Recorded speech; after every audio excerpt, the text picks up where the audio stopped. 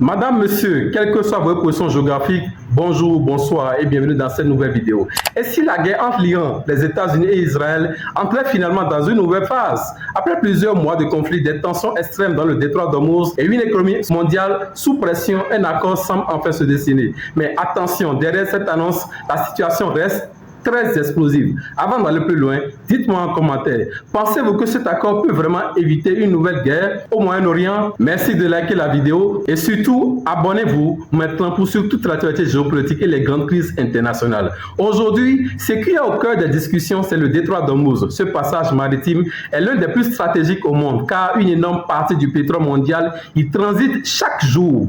Depuis plusieurs semaines, le blocage du détroit a provoqué une montée des prix du carburant partout dans le monde. Que ce soit en Europe, aux États-Unis ou en Asie, tout le monde a ressenti les conséquences de cette crise. Selon les informations évoquées, l'idée serait très simple.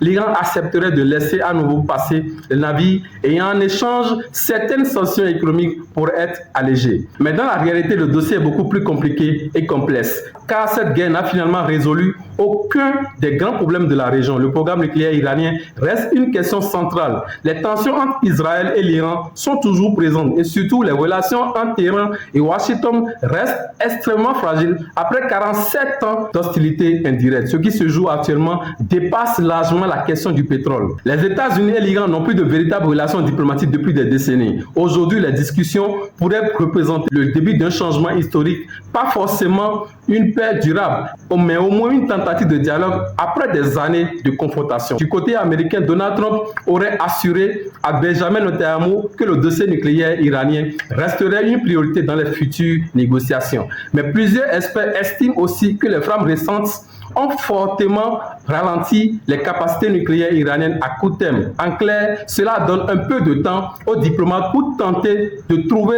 un compromis. Mais la situation reste très dangereuse. L'Iran possède encore des stocks importants d'uranium enrichi. Et cette question risque de devenir l'un des points les plus sensibles des négociations. Pour Téhéran, le nucléaire représente aussi une question de souveraineté nationale. Le régime iranien ne veut pas donner l'impression de céder sous la pression militaire. Et justement, malgré les bombardements massifs subis pendant plusieurs semaines, le pouvoir iranien est toujours en place. C'est même l'une des grandes surprises de cette guerre. Beaucoup pensaient que le régime serait déstabilisé rapidement, mais ce n'est pas le cas. Au contraire, certains observateurs estiment que les autorités iraniennes sont aujourd'hui encore plus radicalisées après les destructions et les pertes humaines causées par le conflit. Pendant ce temps, les pays du Golfe, eux aussi, cherchent à éviter une catastrophe régionale, car personne ne veut voir le détroit d'Ormuz replonger dans le chaos. Une nouvelle fermeture pourrait provoquer une crise énergétique mondiale majeure. Enfin, la France et le Royaume-Uni pourraient jouer un rôle important dans la sécurisation de la zone. Paris conserve encore des relations diplomatiques avec Téhéran et pourrait participer à des opérations de sécurisation maritime pour rassurer les compagnies internationales. Ce qui est certain, ce possible accord n'est pas encore une paix. C'est simplement une pause dans une crise